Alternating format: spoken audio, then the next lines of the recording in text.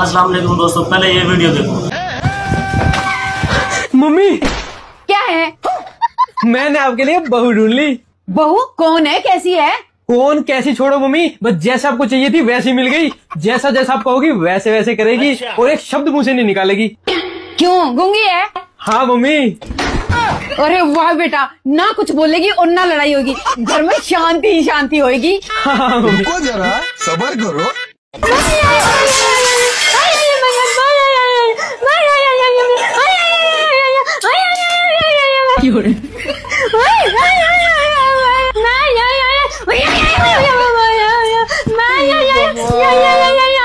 इससे तो अच्छा बोलने वाली ले आता, कम से कम ये तो पता चल जाता कौन सी गाली दे रही है।